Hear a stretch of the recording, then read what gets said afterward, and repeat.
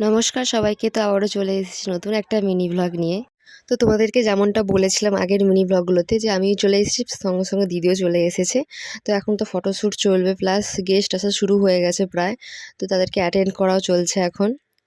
তো চলো এবার তোমাকে এই ফাঁকে তোমাদেরকে আমি স্টার্টারের আইটেমগুলো দেখিয়ে দিই কী কী আছে। ওখানে অনেক কিছুই আছে। তো প্রথমত তো জল ফুচকা, দই ফুচকা আছে, প্লাস তোমাদের veg pakora, chicken pakora, plus coffee আছে, যেগুলো থাকে ম্যান্ডেটারি। আর সাথে পান আছে, এখানে পানের স্টল আলাদা করে রাখা আছে। প্লাস ভালো জিনিস যেটা আছে, জল রেখেছে, মানে ঠান্ডা একটা জলের স্টল করেছে। মানে যার যখন জলের প্রয়োজন, মানে জলকে আর খুঁজতে হবে না কাউকে, একটা স্টল রাখা আছে। কারণ খুবই গরম পড়েছে, খুবই গরম ছিল। তো জলটা তো সবারই খুবই দরকার।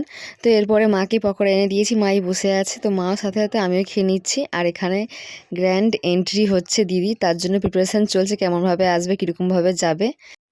তোমাদেরকে একটা কথা জানাই, দিদি যেহেতু রেড ছিল, মানে রেড প্লাস হোয়াইটের থিমের ছিল।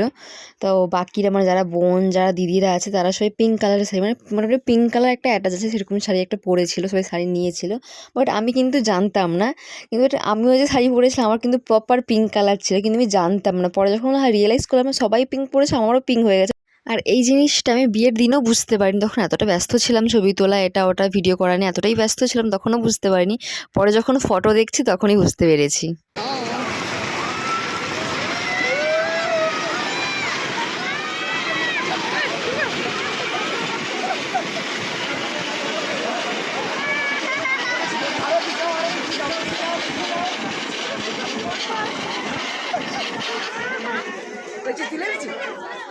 তো এইভাবেই হয়েছিল দিদির এন্ট্রিটা। কেমন লাগলো তোমাদের অবশ্যই কমেন্ট করে জানিও।